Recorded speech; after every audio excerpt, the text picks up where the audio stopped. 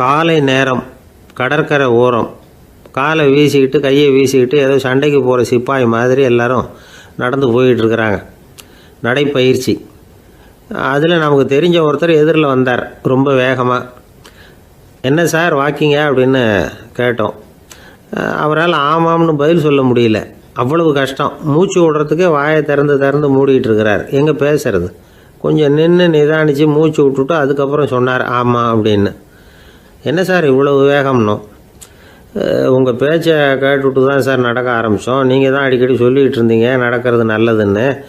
அன்னையிலேருந்து ஆரம்பிச்சுட்டேன். ஆனால் ரொம்ப கஷ்டமாக இருக்குது சார். இப்போ பாருங்கள், உங்கள்கிட்ட சுலபமாக பேசக்கூட முடியல, மூச்சு வாங்குது, உடம்பு கூட வலிக்கிறது மாதிரி இருக்குது அப்படின்னு அவர் பாட்டுக்கு பேச ஆரம்பிச்சிட்டார். உங்களை யார் சார் இவ்வளவு வேகமாக நடக்க சொன்னது? வேகத்தை குறைங்க, மெதுவாக நடங்க அப்படின்னோம்.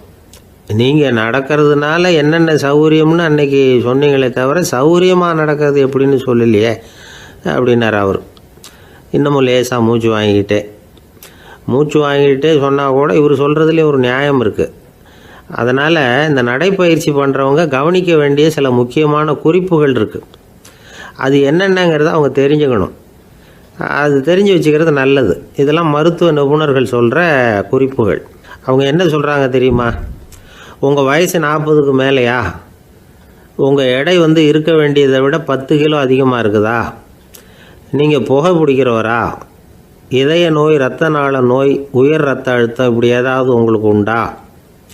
அப்படின்னா நீங்கள் உங்கள் இஷ்டத்துக்கு வரிஞ்சு கட்டிக்கிட்டு நடைப்பயிற்சி பண்ண ஆரம்பிச்சிடாதீங்க. முதல்ல ஒரு மருத்துவ பரிசோதனை பண்ணிக்கோங்க, அதுதான் நல்லது அப்படின்னு அவங்க சொல்கிறாங்க. நடக்கிறப்போ, உடற்பயிற்சி செய்கிறப்போ மார்பு பகுதியில் அல்லது வேறு எங்கேயாவது தொடர்ந்து வலி இருந்ததுன்னா பயிற்சியை நிறுத்தி விட்டு டாக்டரை போய் பார்க்கணும். நடைப்பயிற்சி பண்ணுறப்போ உங்கள் சக்திக்கு தகுந்த மாதிரி மெதுவாக அதிக கஷ்டம் இல்லாமல் முன்னேறலாம். அங்கே என்ன போட்டியாக வைக்கிறாங்க? முந்திக்கிட்டு போய் என்ன பண்ண போகிறோம்? பரிசா வாங்க போகிறோம். அதனால் நிதானம் அவசியம் அப்படிங்கிறது அவங்க ஆலோசனை. தொந்தரவு கொடுக்காத ஷூ, ட்ரெஸ்ஸு இதுகளை உபயோகப்படுத்துங்க. பாதத்தில் ஆடு தசை இருக்குல்ல, அங்கே ஏதாவது பிரச்சனை இருந்ததுன்னா டாக்டரை பாருங்கள். அந்த பாதத்தில் வலி வரும் அந்த இடத்துல. வெயில் காலமாக இருந்தால் தலைக்கு தொப்பி வச்சுக்கோங்க. பனியில் நடந்தாலும் அப்படி தான், தலையை பத்திரமா பார்த்துக்குங்க. நம்மக்கிட்ட ஏதோ கொஞ்சம் உருப்படியாக தெரியறது அது தானே. உடற்பயிற்சிக்கு முன்னாடி பின்னாடி பயிற்சி செய்கிறப்போ நிறைய தண்ணி குடிக்கலாமா. முதல் 1 மாதத்துக்கு கொஞ்சம் தளர்த்தியாக சாவகாசமாக நடக்கலாம். மணிக்கு 3 அல்லது 4 கிலோமீட்டர் வேகம்னு வச்சுங்களேன். அதுக்கப்புறம் வேகத்தை அதிகப்படுத்தலாம். மணிக்கு 6 அல்லது 8 கிலோமீட்டர் அளவுக்கு நடக்கலாம். நல்லா கையை வீசிக்கிட்டு நடக்கணும். மூச்சு விடுற எண்ணிக்கை அதிகரிக்கணும். இது மாதிரி ஒரு 30 நிமிஷம் நடக்கலாம். தனியாக நடந்து போகிறதுக்கு உங்களுக்கு என்னமோ மாதிரி இருக்குதா? கூட யாரையாவது சேர்த்துக்குங்க. ஒரு குரூப்பாக சேர்ந்து போகலாம். நடக்கிறதுங்கிறத ஒரு சந்தோஷமான சமாச்சாரமாக ஆக்கிக்கணும். தினம் இப்படி நடக்க வேண்டி இருக்குதே அப்படின்னு புலம்பிக்கிட்டே போகக்கூடாது. சில பேர் நடக்கிறப்போ கடந்த காலத்தை அசை போட்டுக்கிட்டே போவாங்க. சில பேர் வருங்காலத்தை அசை போட்டுக்கிட்டே போவாங்க. சில பேர் முக்கியமான திட்டம்லாம் இப்படி நடக்கிறப்போ தான் தீர்மானம் பண்ணுவாங்க. நடக்கிறதுனால மன இறுக்கம் குறையுது, பரபரப்பு குறையுது, மன ஆற்றல் பெருகுது, தன்னம்பிக்கை வளருது, முதுமை தள்ளி போகுது, செயல்திறன் அதிகரிக்குது. இதை தவிர உடம்புக்கும் பல விதமான சௌகரியங்கள் ஏற்படுது.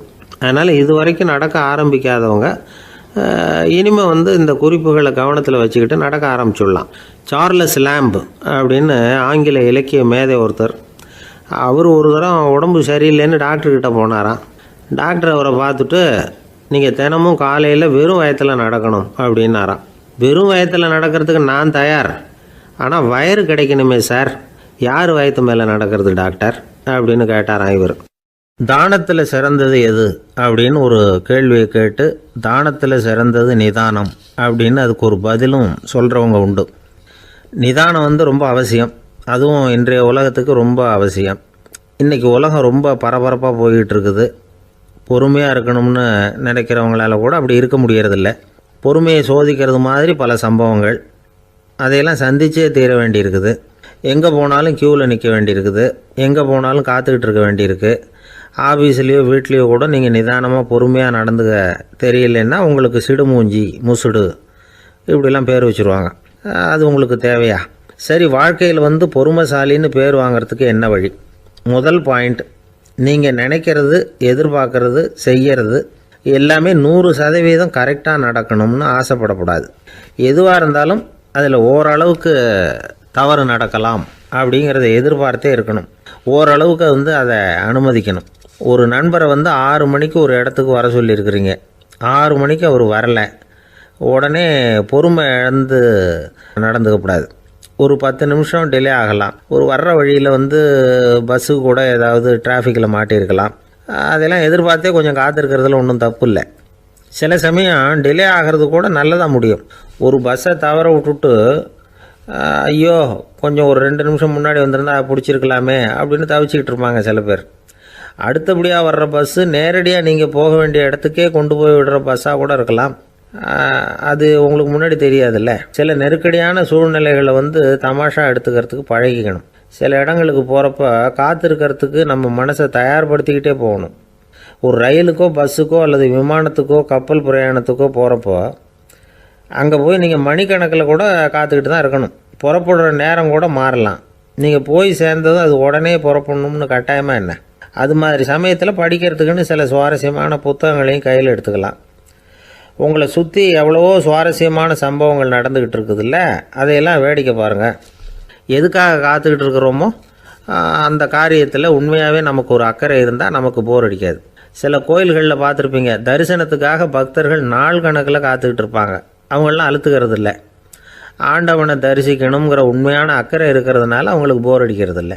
ஆனால் சில சினிமா தியேட்டரில் கூட பார்க்கலாமே, சினிமா கியூ கூட அப்படி தான். சாயந்தரம் 6 மணி ஆட்டத்துக்கு காலம்பரம் 6 மணிக்கே போய் கூட காத்துக்கிட்டு இருப்பாங்க.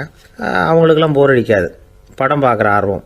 இன்னொரு முக்கியமான விஷயத்தை நாம் பழக்கப்படுத்திக்கணும். லிவ் ஃபார் தி மூமெண்ட் அப்படிங்கிறாங்க நிபுணர்கள். ரொம்ப பேர் எப்படின்னா அடுத்தபடியாக நடக்க போகிற விஷயத்திலேயே கவனமாக இருப்பாங்க. அந்த நினைப்புலேயே இந்த நிமிஷத்தை பொறுமை இல்லாமல் கழிப்பாங்க. ஒருத்தர் இருக்கார், அவர் எப்படின்னா ஆஃபீஸ் முடியறதுக்குள்ளேயே சார் 5 மணிக்கெல்லாம் ரெடியாக இருங்க, நாம் அந்த ஹோட்டலில் போய் டிஃபன் சாப்பிட்ணும் அப்படின்னு 4 மணிலேருந்து சொல்லிகிட்டு இருப்பார். 4:55 பரபரப்பாக ஓடி வருவார். 2 பேரும் புறப்படுவோம், ஹோட்டலுக்கு போவோம், சாப்பிட்டுக்கிட்டு இருப்போம். அப்படி சாப்பிட்டுட்டு இருக்கிறப்ப சார் சாப்பிட்டு முடித்ததும் நேராக ஒரு ஜவுளி கடைக்கு போகிறோம் அப்படிம்பார். பரபரக்க சாப்பிட்டு முடிப்பார், புறப்படுவார். ஜவுளி கடையில் அவசரமாக சீக்கிரம் பில் போடுங்க சார், சினிமாவுக்கு நேரம் ஆகிடும்பார். சினிமா தியேட்டரில் உட்காந்து அடுத்தபடியாக எங்கே டின்னர் சாப்பிட்றதுன்னு யோசனை பண்ணிகிட்டு இருப்பார். ராத்திரி படுக்கையில் விழுந்ததுக்கு அப்புறமும் நாளைக்கு காலையில் எழுந்திரிச்சதும் அதை பண்ணணும் இதை பண்ணணும்னு திட்டம் போட்டுக்கிட்டே இருப்பார். அதாவது எப்போவும் அடுத்த நிமிஷம், அடுத்த நாள், அடுத்த வாரம், அடுத்த வருஷம், இதுதான் அவங்க சிந்தனை. இந்த நிமிஷம் என்ஜாய்மெண்ட்டை அவங்க இழந்துடுறாங்களாம். அதனால தான் வாழ்நாள் பூரா பொறுமையின்மை, அவஸ்தை, அல்லல். அதனால் நாம் எல்லோரும் வாழ்க்கையில் நிதானமாக இருக்கிறதுக்கு கற்றுக்கணுமா. அதுக்காக இந்த நிதானத்துக்கு வேறு விதமான அர்த்தம் பண்ணிக்கக்கூடாது. ஒருத்தர் அப்படித்தான் ஒரு தடவை அவருடைய குதிரை காணாமல் போயிட்டு தான். அதுக்காக அவர் கவலைப்படலை, நிம்மதியாக இருந்தார், சந்தோஷமாக இருந்தார். என்ன சார் இது, உங்கள் குதிரை திருட்டு போயிட்டுதுங்கிறீங்க, நீங்கள் கவலைப்படாமல் இருக்கிறீங்களே அப்படின்னு கேட்டாங்களாம். அதுக்கு அவர் சொல்லியிருக்கார், நல்ல வேலை சார், கட்டியிருந்த குதிரை காணாமல் போயிருக்குது. நான் அது மேலே உட்காந்துருக்கிற சமயம் அது காணாமல் போயிருந்ததுன்னா, திருட்டு போயிருந்ததுன்னா நானும் சேர்ந்தில் காணாமல் போயிருப்பேன் அப்படின்னாராம். எவ்வளவு நிதானமான ஆள் பாருங்கள். ஒரு ஊரில் ஒரு மன்னர் இருந்தார். ஒரு நாள் அவருடைய அரசவைக்கு ஒரு ஓவியன் வந்தான். அவன் சீனா தேசத்திலிருந்து வந்தவன், தாவோ சிந்தனையாளன். அவன் அங்கே மன்னர் முன்னாடி நிற்கிறான். யாரும் செய்ய முடியாத ஒரு காரியத்தை என்னால் செய்ய முடியும்னா. இவன் இப்படி சொன்னதை கேட்டதும் ஏற்கனவே அங்கே இருந்த அரசவை ஓவியன் ஒருத்தனுக்கு கோபம் வந்துட்டுது. இதோ பாரு, இப்படிலாம் பேசக்கூடாது, நான் வேணும்னா உன்னுடைய சவாலை ஏற்றுக்கிறேன் அப்படின்னா. நாம் 2 பேரும் ஓவியம் தீட்டுவோம், அதை பார்த்துட்டு நம்ம 2 பேரில் யார் சிறந்த ஓவியன் அப்படிங்கிறத மன்னரே தீர்மானம் செய்யட்டும், என்ன சொல்கிற அப்படின்னு கேட்டான். அவனும் சரின்னு ஒத்துக்கிட்டான். போட்டி ஆரம்பமாச்சு. அரசர் அவங்களுக்கு 2 சுவர்களை ஒதுக்கி கொடுத்தார். 6 மாத காலம் அவகாசம் கொடுத்தார். 2 ஓவியர்களும் அவங்கவுங்க வேலையை ஆரம்பித்தாங்க. இரவு பகலாக வேலை செய்ய ஆரம்பிச்சுட்டாங்க. 6 மாதம் முடிஞ்சது. அரசர் பார்த்தார். முதல்ல தன்னுடைய அரசவை ஓவியர் தீட்டியிருந்த ஓவியத்தை பார்த்தார். ரொம்ப பிரமாதமாக இருந்தது, பாராட்டினார். இதோ பாரு, உன்னுடைய ஓவியம் அற்புதமாக இருக்குது, உயிரோட்டம் உள்ளதாக இருக்குது, கலையின் உச்சமே இதுதான், இதை விட சிறந்த ஒரு ஓவியத்தை வேற யாராலையும் படைக்க முடியாது அப்படின்னார். அதுக்கப்புறம் அந்த சீன ஓவியன்கிட்ட போனார். எங்கே உன்னுடைய ஓவியம்னு கேட்டார். திரைச்சீலையை விலக்கி விட்டு பாருங்கன்னா மன்னர் அந்த திரைச்சீலையை விளக்குனார். உள்ளே ஓவியம் இருக்க வேண்டிய இடம் கண்ணாடி மாதிரி தெரிஞ்சுது. அவன் அந்த 6 மாத காலமாக அந்த சுவரை தேய்ச்சி தேய்ச்சி கண்ணாடி மாதிரி ஆக்கி வச்சிருக்கிறான். அதுக்கு நேராக எதிர் சுவரில் அரசவை ஓவியம் தீட்டின ஓவியம் இருக்குது. அது எதிரில் இருந்த இந்த கண்ணாடியில் பட்டு பிரதிபலிக்குது. மன்னர் யோசனை பண்ண ஆரம்பித்தார். அப்புறம் அந்த சீன ஓவியனை பார்த்து கேட்டார், இதை பாரு, நீ என்னுடைய ஆளை தோற்கடிச்சுட்ட அப்படிங்கிறதுல சந்தேகம் இல்லை. ஆனாலும் எங்களை ஏமாத்தி இருக்கிற, எந்த ஓவியமும் நீ வரையிலையே அப்படின்னார். அரசே, இதுதான் உண்மையான ஓவியம், உயிருள்ள ஓவியம். இது மனோபாவங்களை பிரதிபலிக்கும், மாறுகின்ற காலங்களை அப்படியே காட்டும் அப்படின்னா அந்த சீன ஓவியன். கையால் வரைகிற ஓவியங்களில் சலனம் இல்லை. கண்ணாடி அப்படி கிடையாது. சக்தியின் ஓட்டம் அதில் எப்பவும் இருந்துக்கிட்டே இருக்கும். கண்ணாடி மட்டுமே ஜீவன் உள்ள ஓவியமாக இருக்க முடியுங்கிறத அந்த சீன ஓவியன் தெரிஞ்சு வச்சிருந்தான். ஏன்னா அவன் ஒரு தாவோ சிந்தனையாளன். ஒவ்வொரு குழந்தையும் இந்த கண்ணாடியோடு தான் பிறக்குது. ஆனால் நாம் என்ன செய்கிறோம்னா ஓவியங்களை கண்ணாடி மீது பதிப்பிச்சு விடுறோம். கண்ணாடி நம்மளை பிரதிபலிக்குது. நம்முடைய அழகோ அவலட்சணமோ கண்ணாடியை பாதிக்கிறது இல்லை. ஏன்னா அதுக்கு மனம் கிடையாது. கடந்து போன வினாடியை பற்றி அது சிந்திக்கிறது இல்லை. அடுத்த கணத்தை பற்றின எதிர்பார்ப்பும் அதுகிட்ட கிடையாது. அதுதான் பற்றற்ற நிலை. மனிதனுக்கு தேவைப்படுறது அதுதான். கண்ணாடி கிட்டே இருந்து நாம் கற்றுக்கொள்ள வேண்டிய பாடம் இது. வாழ்க்கையில் மனிதர்களை நேசிக்கலாம், உலகின் அழகையெல்லாம் பிரதிபலிக்கலாம், ஆனால் எதையும் பற்றி கொண்டு விடக்கூடாது அப்படிங்கிறது பெரியவர்கள் அறிவுரை. துயரம்ங்கிறது பற்றுக்களின் சாயை. கண்ணாடி முன்னாடி நிற்கிறப்போவெல்லாம் நமக்கு இந்த ஞாபகம் வரணுமா. ஒரு குடும்பத் தலைவர் ஒரு நாள் காலையில் விடிஞ்சு எழுந்திரிச்சதும் சத்தம் போட்டார். யார் இந்த கருங்குரங்கு படத்தை என் ரூமில் கொண்டாந்து மாட்டி வச்சது அப்படின்னு கத்தினார். சமையல் கட்டிலிருந்து மனைவி பதில் சொன்னாங்க, தூக்க கலக்கத்தில் உளராதுங்க, நல்லா பாருங்க, அது படம் கிடையாது, முகம் பார்க்குற கண்ணாடி அப்படின்னாங்க. ஒரு பள்ளிக்கூடம் வகுப்பு நடந்துக்கிட்டு இருக்கு. ஆசிரியர் பாடம் நடத்திக்கிட்டு இருக்கிறார். நடத்தி முடித்த உடனே கேட்டார், மாணவர்களே, இதுவரைக்கும் நான் நடத்தின பாடத்தில் உங்களுக்கு ஏதாவது சந்தேகம் இருக்கா அப்படின்னு கேட்டார். அப்புறம் ஒவ்வொருத்தராக கேட்டார். ஒரு மாணவன் எழுந்திரிச்சான். சார், எனக்கு சந்தேகம் எதுவுமே இல்லைன்னா. ஏன்னு கேட்டார். ஏன்னா எனக்கு நீங்கள் நடத்தின பாடம் தெளிவாக புரிஞ்சுட்டுது, அதனால் சந்தேகம் வரலன்னா. இன்னொரு மாணவன் எழுந்திரிச்சான். சார், எனக்கும் சந்தேகம் எதுவும் இல்லைன்னா. ஏண்டான்னு கேட்டார். ஏன்னா எனக்கு நீங்கள் நடத்தின பாடம் எதுவுமே புரியல, அதனால் சந்தேகம் வரல அப்படின்னா. இந்த இடத்துல நாம் கொஞ்சம் சிந்திச்சு பார்க்கணும்.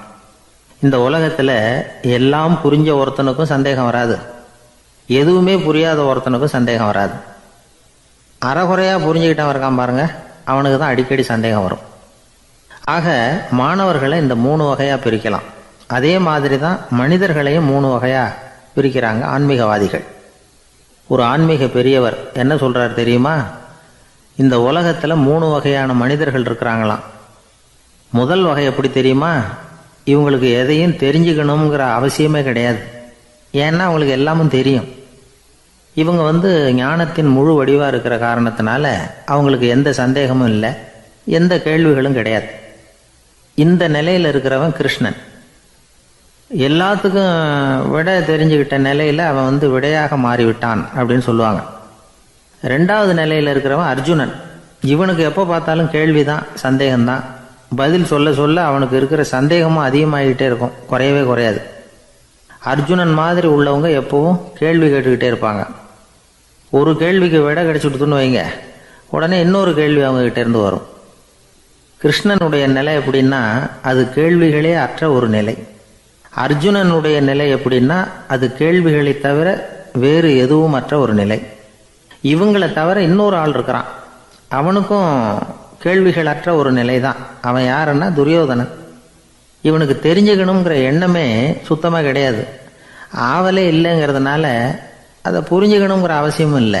அதனால் அவனுக்கு கேள்விகள் அற்ற ஒரு நிலையில் அவன் இருந்துக்கிட்டு இருக்கிறான். எல்லா பதிலும் தெரிந்து கொண்ட நிலையில் கிருஷ்ணனும் கேள்விகள் அற்ற நிலையில் இருக்கிறான். தெரிஞ்சுக்கணுங்கிற ஆவலே இல்லாத துரியோதனனும் கேள்விகள் அற்ற நிலையிலே இருக்கிறான். இப்படியும் இல்லாமல் அப்படியும் இல்லாமல் 2ம் கெட்டான் நிலையில் இருக்கிறானே, அவன் தான் அர்ஜுனன். அதனால் பெரியவங்கள்லாம் என்ன சொல்கிறாங்கன்னா, இந்த உலகத்தில் அர்ஜுனன்களாக இருக்கிறவங்க ஒன்று துரியோதனனாக மாறிடணும், இல்லைன்னா கிருஷ்ணனாக மாறிடணும். இதை தவிர வேற வாய்ப்பு இல்லை. துரியோதனன் மாதிரி உள்ளது விலங்கு நிலை, கிருஷ்ணன் மாதிரி உள்ளது தெய்வ நிலை. அர்ஜுனன் விலங்காவும் ஆக முடியல, தெய்வமாகவும் ஆக முடியல. இப்படி ரெண்டும் கெட்டானா இருக்கிற வரைக்கும் இந்த கேள்விகளும் பிரச்சனைகளும் இருந்துக்கிட்டே தான் இருக்கும். இதுதான் பெரியவர்கள் சொல்லுகிற அனுபவ உண்மை. ஒரு ஆசிரியர் ரொம்பவும் விரிவாக விளக்கமாக பாடம் நடத்தின பிறகு, மாணவர்களே ஏதாவது சந்தேகம் இருந்தால் கேளுங்கன்னாராம். ஒரு மாணவன் எழுந்திரிச்சான். சார், எனக்கு ஒரு சந்தேகம்னா. என்னன்னு கேட்டார். இது வரைக்கும் என்ன பாடம் சார் நடத்துனீங்க அப்படின்னா அந்த பையன். ஒரு ஊரில் ஒருத்தர் இருந்தான். ஏதோ ஒரு சின்ன அலுவலகத்தில் வேலை பார்த்துக்கிட்டு இருந்தான். ரொம்ப ஏழை. வர்ற கொஞ்சம் வருமானத்தை வச்சு வாழ்க்கையை ஓட்டிகிட்டு இருந்தான். ஒரு நாள் தெரு வழியாக அவன் நடந்து வந்துக்கிட்டு இருக்கிறான். தெருவில் ஒரு காசு கிடந்தது. அதை பார்த்துட்டான். அது குனிஞ்சு எடுத்தான். அது ஒரு பழங்கால காசு. அந்த காசு நடுவில் ஒரு துளை இருந்தது. அதாவது துளையிட்ட நாணயம். பழங்காலத்தில் புழக்கத்தில் இருந்த ஒரு நாணயம் அது. துளையிட்ட நாணயம் கிடச்சிதுன்னா ரொம்ப நல்லது, அது அதிர்ஷ்டம் அப்படின்னு ஒரு நம்பிக்கை உண்டு. இவன் கையில் அது கிடைச்சதும் ரொம்ப சந்தோஷப்பட்டான். இனிமேல் என்னுடைய கஷ்டம்லாம் தீரப்போகுது, அதிர்ஷ்டம் என்னை தேடி வரும், நான் பணக்காரன் ஆகிடுவேன் அப்படின்னு சொல்லிட்டு அந்த காசை தன்னுடைய கோட்டு பையில் பத்திரமா போட்டு வச்சுக்கிட்டான். அடிக்கடி அதை தொட்டு பார்த்துக்கிறது உண்டு, வெளியில் எடுக்க மாட்டான். இப்படியே கொஞ்ச காலம் ஆச்சு. அதுக்கப்புறம் என்னாச்சு தெரியுமா? நிஜமாகவே அதிர்ஷ்டம் அவனை தேடி வர ஆரம்பிச்சிட்டுது. செல்வம் குவிஞ்சுது. பணம், பதவி, புகழ் எல்லாம் சேர்ந்தது. சமூகத்தில் அவன் ஒரு பெரிய மனுஷன் ஆயிட்டான். எல்லாரும் அவனை பாராட்டினாங்க. அவன் எதை தொட்டாலும் வெற்றி, எல்லாம் அந்த காசோட மகிமை அப்படின்னு அவன் மனசுக்குள்ளே நினச்சிக்கிட்டான். தினமும் காலையில் அந்த கோட்டை போட்டுக்கிட்டு தான் வெளியில் கிளம்புவான். புறப்படுறதுக்கு முன்னாடி கோட்டு பாக்கெட்டை தொட்டு பார்த்துக்குவான், உள்ளே காசு இருக்கா அப்படிங்கிறத உறுதிப்படுத்திக்குவான். அதுக்கப்புறம் தான் வெளியில் கிளம்புவான். இப்படியே பல வருஷம் ஓடி போச்சு. ஒரு நாள் அவனுக்கு அந்த ஆசை வந்துட்டுது. அதாவது அந்த துளையிட்ட நாணயத்தை எடுத்து கண்ணால் பார்க்கணும் அப்படின்னு. காலையில் சாப்பிட்டுக்கிட்டு இருந்தான். அப்போ தன்னுடைய மனைவிகிட்ட சொன்னான், ரொம்ப நாளைக்கு அப்புறம் என்னுடைய அந்த நாணயத்தை இன்றைக்கி வெளியில் எடுத்து பார்க்க போகிறேன்னா. என்னத்துக்கு அது, இப்போ அதை பார்க்க வேணாமே அப்படின்னு மெதுவாக இழுத்தாங்க அந்த அம்மா. இல்லை நான் பார்த்தே தீரணும் அப்படின்னு அவன் தன்னுடைய சட்டை பைக்குள்ளே கையை விட்டான். உள்ளே இருந்த நாணயத்தை வெளியில் எடுத்தான். பார்த்தா அவனுக்கு ஆச்சரியமாக போச்சு. அந்த நாணயத்தில் தொலையே இல்லை. என்ன ஆச்சு அப்படின்னு சொல்லி அவன் ரொம்ப குழம்பி போயிட்டான். இப்போ அந்த அம்மா சொன்னாங்க, நான் தான் ஒரு நாள் உங்கள் கோட்டு ரொம்பவும் தூசியாக இருக்கேன்னு சொல்லி அதை ஜன்னலுக்கு வெளியில் உதறினேன்.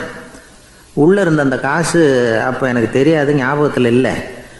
அது தெருவில் விழுந்துட்டது போல இருக்கு. அதுக்கப்புறம் எவ்வளவோ தேடி பார்த்தேன், கிடைக்கல. அதுக்குள்ளே அதை யாரோ எடுத்துகிட்டு போயிட்டாங்க போல இருக்கு. அது இல்லைங்கிறது உங்களுக்கு தெரிஞ்சால் வருத்தமாக இருக்குமேங்கிறதுக்காக நான் தான் வேறு ஒரு நாணயத்தை எடுத்து சட்டை பைக்குள்ளே வச்சுட்டேன் அப்படின்னு விவரத்தை சொன்னாங்க அந்த அம்மா. இது எப்போ நடந்ததுன்னு கேட்டான்.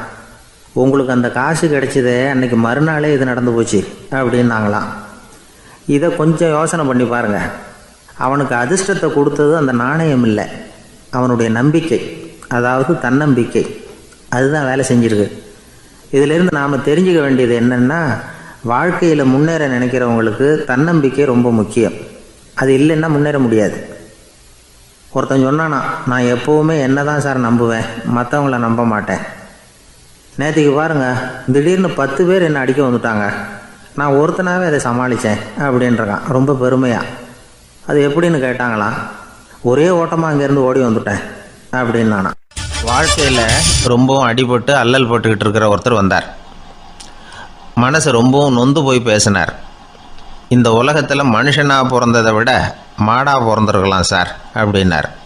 திடீர்னு என்கிட்ட இப்படி சொன்னால் அதுக்கு நான் என்னங்க பண்ண முடியும் அப்படின்னேன். உங்ககிட்ட வரணும்னு தோணுச்சு, அதனால் வந்தேன் அப்படின்னார். சரிங்க, இப்படி ஒரு யோசனை வந்ததுக்கு என்ன காரணம் அப்படின்னு சொல்லி அவர்கிட்ட கேட்டேன். அதுக்கு அவர் சொன்னார், என் பையனுக்கு வேலை தேடுறேன் கிடைக்கல, பொண்ணுக்கு மாப்பிள்ளை தேடுறேன் கிடைக்கல, வீடு கட்டுறதுக்கு கடன் கேட்குறேன் கிடைக்கல. மாடாக பிறந்திருந்தா இது மாதிரி கவலையெல்லாம் கிடையாதுல்ல, பேசாமல் வைக்கோலை தின்னுக்கிட்டு அசை போட்டுக்கிட்டே கடந்து விடலாமே அப்படின்னார் அலட்சியமாக. அதுக்கப்புறம் தான் அவர் சொன்ன கருத்தை நானும் கொஞ்சம் அசை போட ஆரம்பித்தேன் மனசுக்குள்ளே. இப்போது இயற்கையை பொறுத்த வரைக்கும் அது நாம் எல்லாரும் மகிழ்ச்சியாக வாழணும் அப்படின்னு தான் விரும்புது. விலங்குகள், பறவைகள், தாவரங்கள், அப்புறம் மற்ற உயிரினங்கள் எல்லாமும் நல்லபடியாக இருக்கணும் அப்படிங்கிறது தான் இயற்கையோட விருப்பம். அதில் ஒன்றும் சந்தேகம் இல்லை. இயற்கையோட அமைப்பை கொஞ்சம் கவனித்து பார்த்தா அதை நாம் நல்லா புரிஞ்சுக்கலாம். இருந்தாலும் இந்த ஆள் சொன்னதை கேட்ட பிறகு தான் ஒரு முக்கியமான வேறுபாடு புரிஞ்சுது. அதாவது இந்த உலகத்தில் உள்ள முக்கியமான பிரச்சனைகள் 6. அந்த 6 பிரச்சனைகளும் ஆடு மாடுகளுக்கு கிடையாது, மரம் செடி கொடிகளுக்கு கிடையாது. ஆனால் மனுஷன் அந்த 6 பிரச்சனைகளையும் சந்திக்க வேண்டியிருக்கு. சரி, அந்த 6 பிரச்சனைகள் என்னென்ன தெரியுமா? முதல்ல இந்த ஆடு மாடுலாம் நமக்குன்னு சொந்தமாக ஒரு வீடு இல்லையே அப்படின்னு கவலைப்பட்டுக்கிட்டு இருக்கிறதில்ல. ஆனால் மனிதனுக்கு வீடு தேவைப்படுது. இது ஒரு வித்தியாசம். இப்போ 2வது பிரச்சனை என்னென்னா ஆடை பிரச்சனை. ஒரு கோழியோ சேவலோ நாம் போட்டுக்கிறதுக்கு ஒரு சட்டை இல்லையே அப்படின்னு கவலைப்படுறதில்ல. ஆனால் மனுஷனுக்கு அந்த கவலை உண்டு. சரி, இப்போ 3வது என்னன்னு பார்த்தா கல்வி பிரச்சனை. ஒரு பசுமாடு கவலையோடு நின்றுக்கிட்டு இருக்கு அப்படின்னு வச்சுக்குவோம். நீங்கள் அதுக்கிட்ட போய் ஏன் பசுமாடை கவலையோடு நின்றுக்கிட்டு இருக்கிற அப்படின்னு கேட்குறீங்க. என் கண்ணுக்குட்டிக்கு எல்கேஜியில் இடம் கிடைக்கல, டொனேஷன் கொடுக்கறதுக்கு கையில் பணமும் கிடையாது, சிபாரிசுக்கு யாரை பிடிக்கிறதுன்னு தெரியல, இப்படியா சொல்லிக்கிட்டு இருக்கோம். அதுக்கு அந்த கவலையெல்லாம் கிடையாது. ஆனால் மனிதனுக்கு அந்த கவலை உண்டு. 4வது என்னன்னு பார்த்தீங்கன்னா வேலைவாய்ப்பு பிரச்சனை. வேலை கிடைக்கலையே அப்படின்னு வேப்ப மரம் கவலைப்படுறதில்ல, ஆனால் மனுஷன் கவலைப்படுறான். 5வது என்னன்னு பார்த்தா கல்யாண பிரச்சனை. எருமை மாடு பசுமாடு எல்லாம் பொண்ணுக்கு மாப்பிள்ளை தேடிட்டாலே இது பேப்பரில் மணமகன் தேவை அப்படின்னு விளம்பரமாக கொடுக்குது, அதெல்லாம் கிடையாது. 6வது என்னன்னு பார்த்தீங்கன்னா பணம் சம்பந்தமான பிரச்சனை. ஆடு மாடுலாம் பணத்தை சேமிக்கணும்னோ ஏதாவது நிதி நிறுவனத்தில் முதலீடு பண்ணணும்னோ நினச்சிக்கிட்டு இருக்கிறதில்ல. பணத்தை எப்படி காப்பாற்றுறது அப்படிங்கிற கவலையும் அதுகளுக்கு கிடையாது. குதிரை குளம்போடு பிறக்குது, அதனால் அது காடு மேடெல்லாம் கவலை இல்லாமல் தெரியலாம்.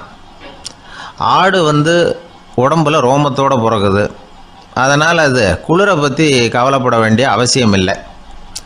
ஆனால் மனுஷனை பார்த்திங்கன்னா அவன் தான் ஒன்றும் இல்லாமல் பிறக்கிறான். ஏன் இந்த பாகுபாடு அப்படின்னு கேட்டால் இதை பற்றி கொஞ்சம் சிந்திச்சு பார்க்கணும். அதாவது இந்த சந்தேகத்தை ஒரு பெரியவர்கிட்டையும் கேட்டேன். அவர் சொன்னார் இதுக்கு பதில். அவர் இதே கேள்வியை இயற்கை கிட்ட கேட்டாராம். இயற்கை பதில் சொல்லிச்சான். வேறு யாருக்கும் கொடுக்காத ஒரு வலுவான கருவியை, ஒரு பவர்ஃபுல் வெப்பன் மனுஷனுக்கு கொடுத்துருக்குறேன்னு, அந்த கருவியை உபயோகப்படுத்தி அந்த 6 பிரச்சனையை மட்டும் இல்லை 6 கோடி பிரச்சனைகள் இருந்தாலும் அதையெல்லாம் சமாளிக்கலாம். அது கருவி என்ன தெரியுமா? அதுதான் 6வது அறிவு. அதை உபயோகப்படுத்தினா காலுக்கு செருப்பு தயார் பண்ணிக்கலாம், குளிருக்கு போர்வை தயார் பண்ணிக்கலாம், என்ன வேணும்னாலும் செய்யலாம் அப்படின்னு இயற்கை பதில் சொல்லிச்சான். அதனால் நாம் செய்ய வேண்டியது என்னென்னா இயற்கையை முதல்ல சரியாக புரிஞ்சுக்கணும். இயற்கையின் படைப்பையே நாம் சரியாக புரிஞ்சுக்கிறது இல்லையே, அதுதான் வேதனை. இந்த கதையை கேளுங்க. இப்போ நகரத்திலேருந்து ஒரு ஆள் கிராமத்துக்கு வந்தான். அங்கே ஒரு சிறுவன் மாடு மேய்ச்சிக்கிட்டு இருந்தான். நகரத்து ஆள் சொன்னான், எவ்வளோ அழகான பசு, அது சரி இதுக்கெல்லாம் ஏன் கொம்பு இல்லைன்னா. இதுக்கு அந்த பையன் பதில் சொன்னான், பசுமாட்டுக்கு கொம்பு இல்லாததுக்கு பல காரணங்கள் உண்டு. கண்ணுக்குட்டியாக இருந்தால் கொம்பு இருக்காது, பசு வளர்ந்து பெருசானதுக்கு அப்புறம் தான் கொம்பு முளைக்கும், இது ஒரு காரணம். சில சமயம் வளர்கிற கொம்பு எடுத்து விடுறது உண்டு, அது ஒரு காரணம். ஆனால் இதுக்கு ஏன் கொம்பு இல்லைன்னு கேட்குறீங்க. அதுக்கு என்ன காரணம்னா இது பசு இல்லை குதிரை அப்படின்னானா. கத்தியை தீட்டாதே புத்தியை தீட்டு அப்படின்னு ஒரு பெரியவர் புத்தி சொன்னார். அதை கேட்ட ஒரு இளைஞன், அது எப்படி பெரியவரை புத்தியை தீட்டுறது? கத்தியை தீட்டுன்னு சொன்னால் ஒரு கருங்கல்லில் கத்தியை தேய்க்கலாம், புத்தியை தீட்டுன்னு சொன்னால் எப்படி தலையை கொண்டுட்டு போய் தரையில் தேய்ச்சிக்கிட்டு இருக்க முடியுமா அப்படின்னா. அந்த பெரியவர் உடனே புரிஞ்சுக்கிட்டார், இந்த இளைஞனுக்கு புத்தி கூர்மை கம்மி அப்படிங்கிறத புரிஞ்சுக்கிட்டார். அது சரி, அறிவுக்கும் புத்திசாலித்தனத்துக்கும் என்ன வித்தியாசம்? இது ஒரு முக்கியமான கேள்வி. அறிவுன்னா என்ன, புத்திசாலித்தனம்னா என்ன? இதே கேள்வியை சாக்ரட்டிஸ் கிட்ட அவருடைய சீடன் ஒருத்தன் கேட்டானான். ஐயா, அறிவுக்கும் புத்திசாலித்தனத்துக்கும் என்னங்க வித்தியாசம் அப்படின்னு கேட்டிருக்கான். சாக்ரட்டிஸ் நிமிர்ந்து பார்த்துருக்கிறார் அந்த சீடனை. அதுக்கப்புறம் சொன்னாராம், நான் சொல்கிறேன் உன்னுடைய கேள்விக்கு பதில், ஆனால் அதுக்கு முன்னாடி நீ ஒரு காரியம் பண்ணணும்னாரான். என்னங்க செய்யணும் சொல்லுங்கன்றிருக்கான். அதோ பாரு ஒரு பெரியவர் உட்காந்துருக்கிறாரு, அவர்கிட்ட போ, இங்கேருந்து பக்கத்தில் இருக்கிற அந்த கிராமத்துக்கு போய் சேர எவ்வளவு நேரம் ஆகும் அப்படின்னு கேட்டுட்டு வா அப்படி சொன்னார் சாக்ரட்டிஸ். சரின்னு சொல்லிவிட்டு இவன் போனான். அந்த பெரியவர் முன்னாடி போய் நின்னான்.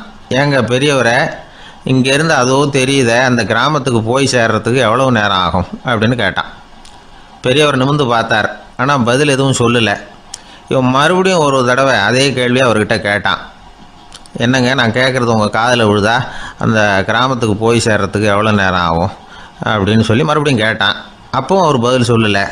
உடனே அவன் மனசுக்குள்ளே முடிவு பண்ணிக்கிட்டான். சரி, பெரியவர் ஒரு மாதிரியாக தெரிகிறார், புத்தி சுவாதீனம் சரியில்லாத ஒரு மாதிரி தெரியுது அப்படின்னு நினச்சிக்கிட்டே வந்த வழியிலே திரும்பி வந்துட்டான்.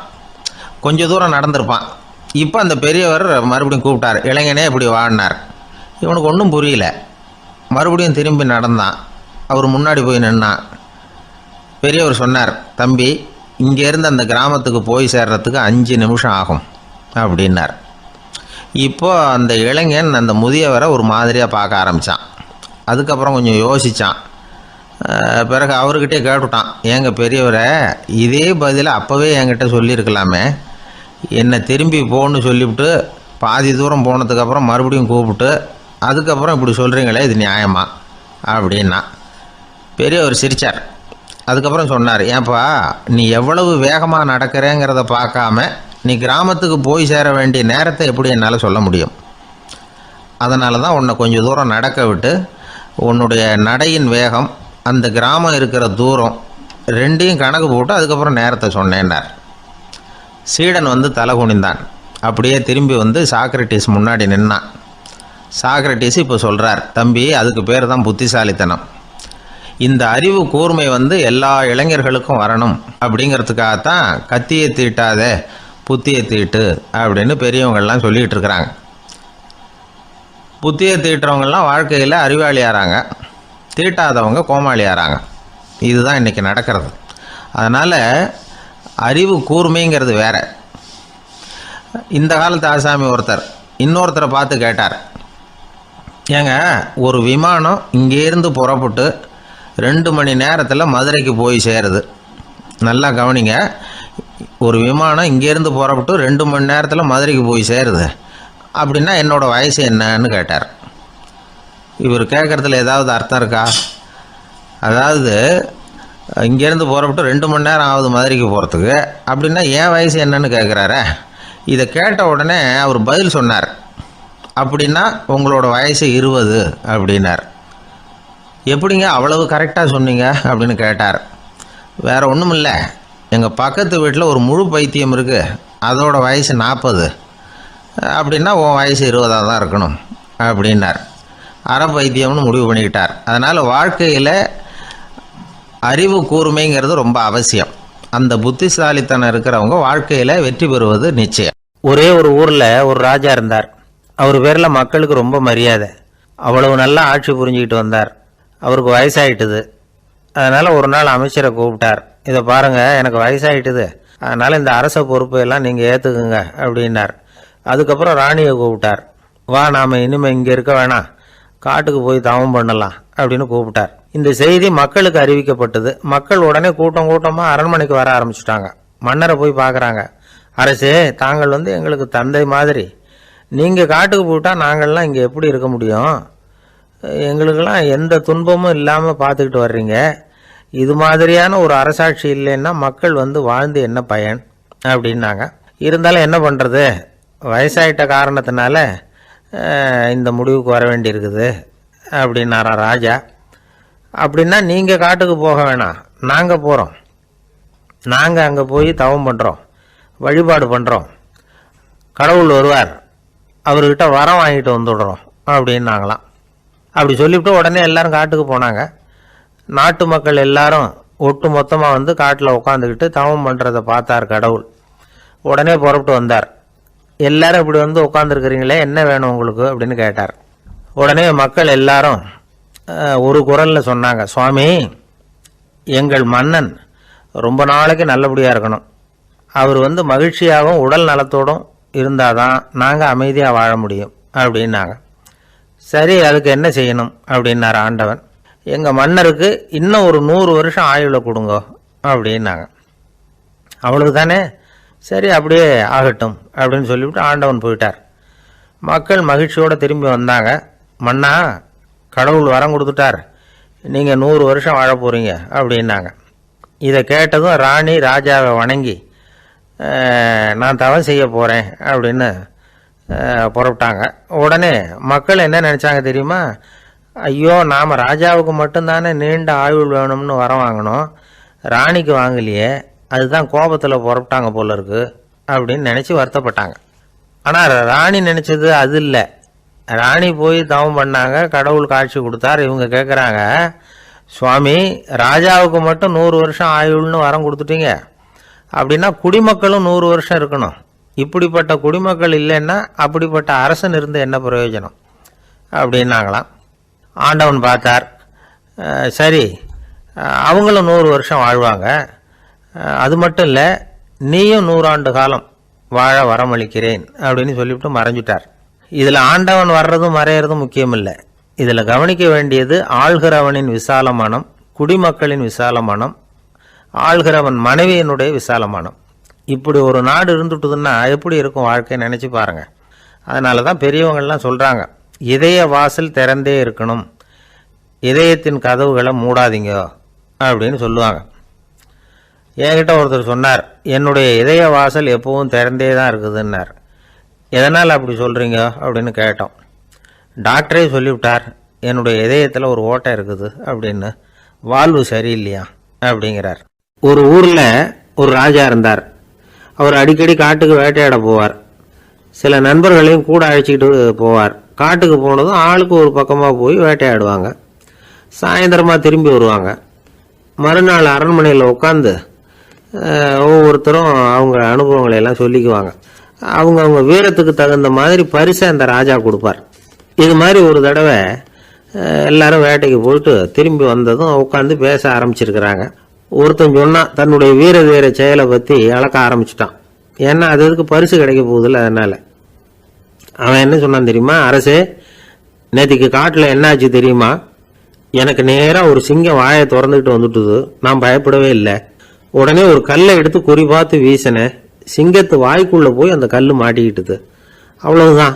அந்த சிங்கம் என்னை பார்த்துட்டு பயந்துட்டு ஒரே ஓட்டமாக திரும்பி ஓடி போயிட்டுது அப்படின்னா. ஆஹா பலே அப்படின்னு எல்லாரும் கை தட்டினாங்க. 2வது ஆள் ஒருத்தன் எழுந்திரிச்சான். அவன் சொல்ல ஆரம்பித்தான், அரசே, நான் போன வழியில் 2 பெரிய மலைப்பாம்பு கிடந்தது, என்னை மூழ்கிறதுக்கு வந்தது. நான் என்ன பண்ணேன் தெரியுமா? அந்த 2 பாம்போட வாலையும் ஒன்றா சேர்த்து முடிச்சு போட்டுட்டேன். அவ்வளவுதான். அது அங்கே இழுக்க இது இங்கே இழுக்க முடிச்சு நல்லா இறுகி போட்டுது அப்படின்றான். ஆஹா அற்புதம்னு சொல்லி எல்லாரும் கை தட்டினாங்களாம். அடுத்தபடியாக 3வது ஆள் ஒருத்தன் வந்தான். அவன் சொல்ல ஆரம்பித்தான், மன்னா, நான் போன பாதையில் குறுக்க ஒரு ஆறு, அதில் இறங்கி குளித்தேன். யாரோ காலை பிடிச்சி இழுக்கிறது மாதிரி இருந்தது. திரும்பி பார்த்தா ஒரு பெரிய முதலை. நான் உடனே அப்படியே ஒரு துள்ளல் துள்ளி அது முதுகில் போய் உக்காந்துக்கிட்டேன். அதை அப்படியே கரைக்கு நீந்த வச்சேன். கரைக்கு வந்து சேர்ந்ததும் அப்படியே ஒரே துள்ளி குதித்து கரைக்கு வந்துட்டேன் அப்படின்றான். அவன் தன்னுடைய வீரத்தை அப்படி சொல்லியிருக்கான். அடடா, எப்பேற்பட்ட வீரம் அப்படின்னு எல்லாரும் கை தட்டினாங்களாம். 4வது ஆள் எழுந்திரிச்சான். மன்னா, நான் போன இடத்துல ஒரு கரடி வந்து என்னை துரத்த ஆரம்பிச்சுட்டுது. நான் ஒரு மலை உச்சிக்கு வந்துட்டேன். அதுக்கப்புறம் ஒரு அடி எடுத்து வச்சாலும் அதில் பாதாளத்தில் விழ வேண்டியது தான். அந்த நேரம் பார்த்து ஒரு பெரிய ராட்சச கழுகு அந்த பக்கமாக பறந்து வந்தது. நான் உடனே அப்படியே உயர எழும்பி அந்த கழுகோட காலை பிடிச்சிக்கிட்டேன். அப்படியே தொங்கிக்கிட்டே வந்தேன். ஒரு நல்ல இடம் வந்ததும் தொப்புன்னு கீழே குதிச்சு நடந்து வந்துட்டேன்னா. இதுக்கும் எல்லாரும் கை தட்டுறாங்க. கடைசியாக ஒரு ஆள் எழுந்திரிச்சான். அரசே, நான் வந்து போன வழியில் ஒரு பெரிய யானை குறுக்க வந்தது. பயங்கரமாக சத்தம் போட்டுக்கிட்டே வந்தது. நான் பயந்து ஓடலை. உடனே என்ன பண்ணேன் தெரியுமா? அந்த யானையோட வாலை பிடிச்சி தூக்கினேன். தலைக்கு மேலே தூக்கி கரன்னு சுற்றினேன். வேகமாக சுற்றி வீசி எறிஞ்சேன். அவ்வளவுதான். அதே ஸ்பீடில் அந்த யானை மேலே போக ஆரம்பிச்சுட்டுது. இன்னும் கூட அது போய்கிட்டே தான் இருக்குது, கீழே விழவே இல்லைன்னா. இதை கேட்டதும் ராஜாவுக்கு கோபம் வந்துட்டுது. என்னை என்ன முட்டாள்னு நினச்சிக்கிட்டு பேசுறியா? யானையை வந்து நீ வாழை பிடிச்சி தூக்குன, அதை நான் நம்பணுமா அப்படின்னார். உடனே இவன் பணிவாக பதில் சொன்னான், அரசே, ஒரு சிங்கத்து வாயில் கல் மாட்டிக்கிட்டதை நம்புறீங்க, மலைப்பாம்பு வாழை பிடிச்சி முடிச்சு போட்டதை நம்புறீங்க, முதல்ல முதுகில் சவாரி பண்ணதையும் நம்புறீங்க, கழுகு காலை பிடிச்சிக்கிட்டு பறக்கிறதையும் நம்புறீங்க. அப்படி நம்புறப்ப நான் சொன்னதை மட்டும் நம்பக்கூடாதா அப்படின்னு கேட்டானான். பொய் சொன்னவங்கெல்லாம் தலையை தொங்க போட்டுக்கிட்டாங்களாம். ராஜா அவங்கள பார்த்து சொன்னாராம், நீங்கள் எல்லாரும் என்னை முட்டாளாக்கி இருக்கிறீங்க. கடைசியாக பேசின இவன் தான் எனக்கு உண்மை எது பொய் எதுங்கிறத புரிய வச்சிருக்கிறான். இவன் தான் உண்மையான தைரியசாலி அப்படின்னு சொல்லி அவனுக்கே பரிசையெல்லாம் கொடுத்து பாராட்டினாராம். இப்படி ஒரு கதை. உண்மையை நிலைநாட்டுகிறவன் தான் உண்மையான வீரன் அப்படிங்கிறத இதிலிருந்து நாம் புரிஞ்சுக்கணும். இந்த காலத்துல எல்லாம் பொய் சொன்னாதான் பிழைக்க முடியுங்கிறது ஒரு சில பேரோட நம்பிக்கை. ஒரு அப்பாவுக்கு தன் மகனுக்கு பொய் சொல்ல தெரியலையேங்கிற கவலை. பொய் சொன்னாதான் இந்த உலகத்தில் பிழைக்கலாம், ஆனால் இவனுக்கு அது தெரியலையே, அதனால் இவனை அழைச்சிட்டு போய் நடுக்கடலில் விட்டுட்டு வந்துடுவோம் அப்படின்னு அழைச்சிட்டு புறப்பட்டான். கடற்கரைக்கு போனான். மகனுக்கு சந்தேகம், எங்கேப்பா என்னை அழைச்சிட்டு போகிறேன்னு கேட்டிருக்கான்.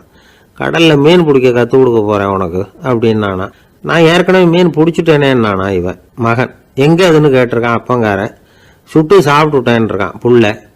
அப்பங்காரன் பார்த்தான், சரி நம்ம புள்ள பொழைச்சிக்கோ அப்படின்னு சொல்லி திருப்பி அழைச்சிட்டு வந்துட்டானா. இணை புரியாத 2 நண்பர்கள் இருந்தாங்களாம். 2 பேரும் விடாமல் சிகரெட் குடிக்கிறவங்க. அதில் ஒருத்தன் செத்து போட்டான். இன்னொருத்தன் அதுக்கப்புறம் 2 சிகரெட்டாக குடிக்க ஆரம்பிச்சானா. ஏன் இப்படி பண்ணுறேன்னு கேட்டிருக்காங்க. நான் ஒரு சிகரெட்டு தான் குடிக்கிறேன், செத்து போன என்னுடைய ஃப்ரெண்டு இருக்கானே செத்து போனவன், அவனுக்காக இன்னொரு சிகரெட்டு குடிக்கிறேன் அப்படின்னு நானா. இது ரொம்ப ஆபத்து, விட்டுடு அப்படின்னு சொல்லியிருக்காங்க. சரின்னு ஒத்துக்கிட்டான். ஆனால் அதுக்கப்புறமும் ஒரு சிகரெட் வீதமாக குடிச்சிக்கிட்டே இருந்தான். சிகரெட் பழக்கத்தை நீ இன்னும் விடலையான்னு கேட்டாங்களாம். அந்த பழக்கத்தை நான் எப்போவும் விட்டுட்டேன், இப்போ நான் குடிக்கிறது என் ஃப்ரெண்டுக்காக அப்படின்னு நானா. இவங்கெல்லாம் எப்படி திருந்துறது? அளவுக்கு மிஞ்சினால் அமிர்தமும் நஞ்சு அப்படின்னு சொல்லுவாங்க. அது உண்மைதான். ஒருத்தருக்கு அளவுக்கு மீறிய புகழ் வந்துட்டுதுன்னு வச்சுங்க, அது கூட ஆபத்தாக போயிடுறது உண்டு. பழங்காலத்துல எல்லாம் கிரேக்க தேசத்தில் ஒரு பழக்கம் உண்டாம். அதாவது யாராவது ஒருத்தரை நாடு கடத்தணும்னா அதுக்கு ஒரு வழி உண்டு. அதாவது ஒருத்தரை நாடு கடத்தணும்னு மக்கள் விரும்புகிறாங்கன்னு வச்சுங்களேன், அவர் பேரை ஒரு மண்பாண்ட ஓட்டுச்சில்லில் எழுதி அதை ஒரு குறிப்பிட்ட பொது இடத்துல போட்டுற வேண்டியது, அவ்வளவுதான். இது மாதிரி பல பேர் போட்டுக்கிட்டே இருப்பாங்க. எல்லாம் அப்படியே குவிஞ்சு போயிடும். அந்த ஓட்டாஞ்சில்லு குவியலில் யாருடைய பேர் அதிகமாக இருக்குதோ அந்த நபரை ஒரு 10 ஆண்டுகள் நாடு கடத்தி விடுவாங்க. இது அந்த ஊர் வழக்கமாக. ஒரு நாள் அந்த குவியலுக்கு பக்கத்தில் ஒரு ஆள் நின்றுக்கிட்டு இருக்கிறான். அவன் கையில் ஒரு ஓட்டாஞ்சில்லு வச்சிருக்கிறான். அதில் யாரோட பேரையோ எழுதணும், எழுதி அந்த இடத்துல போடணுங்கிறது அவன் ஆசை. ஆனால் அவன் படிக்காதவன், அதனால் எழுத தெரியல. யாராவது அந்த வழியாக வர்றாங்களான்னு பார்த்துக்கிட்டே நின்றுக்கிட்டு இருந்தான். ஒரு பெரியவர் வந்துக்கிட்டு இருந்தார். அவர்கிட்ட ஓடினான். கையில் இருந்த மண்பாண்ட சில்லை கொடுத்தான். ஐயா, இதில் ஒரு பேர் எழுதி கொடுங்களேன்னா. அந்த பெரியவர் அதை வாங்கி கையில் வச்சுக்கிட்டு, என்ன பேர் எழுதணும் சொல்லு அப்படின்னா. இவன் சொன்னான், அரிஸ்டைடிஸ் அப்படின்னு எழுதுங்க அப்படின்னா. இதை கேட்டதும் அந்த பெரியவருக்கு அதிர்ச்சி. ஏன்னா அவர் தான் அரிஸ்டைடிஸ், தத்துவ மேதை அரிஸ்டைடிஸ் அவர். இருந்தாலும் நான் தான் அதுங்கிறத காட்டிக்காம அந்த ஆளுகிட்ட கேட்டார்.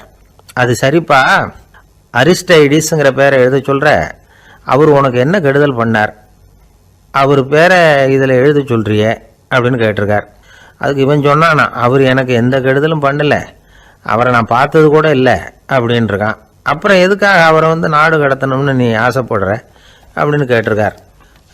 இப்போ அந்த ஆள் சொல்கிறான், அரிஸ்டைடஸை பற்றி எல்லாரும் பேசுகிறாங்க, அவர் ரொம்ப நல்லவர், அவர் ஒரு பெரிய அறிவாளிங்கிறாங்க, அவர் ஒரு பெரிய வள்ளல், பேரறிஞர், இப்படி எல்லாரும் சொல்கிறத கேட்டு கேட்டு எனக்கு ரொம்ப அழுத்து போயிட்டுது, அதனால தான் வெறுப்பாயிட்டேன் அப்படின்னு நானும். இதிலேருந்து என்ன தெரியுது? நாம் நல்லவனாக இருக்கிறதுல ஒன்றும் இடைஞ்சல் இல்லை. ஆனால் நம்மளை நல்லவன் நல்லவன் எல்லாரும் சொல்ல ஆரம்பிச்சிட்டாங்கன்னு வச்சுக்கோங்க, அப்போ இடைஞ்சல் ஆரம்பம்னு அர்த்தம்.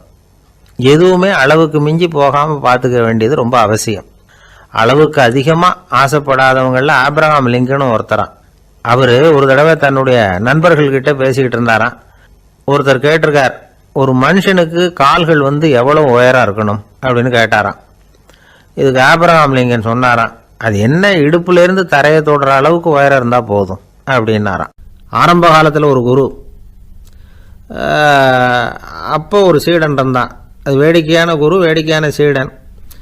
ஒரு ஆசிரமம். ஒரு நாள் ஒருத்தன் அவசரமாக அந்த குருவை தேடி வந்திருக்கிறான். என்ன விஷயம்னு விசாரித்தார் குரு. உங்கள் சீடர் என்னை அடிச்சுட்டார் அப்படின்னு புகார் பண்ணானா அந்த ஆள். குரு சீடனை கூப்பிட்டார். அடிச்சே அந்த ஆளை அப்படின்னு கேட்டாராம். ஆமான் இருக்கான் சீடன்.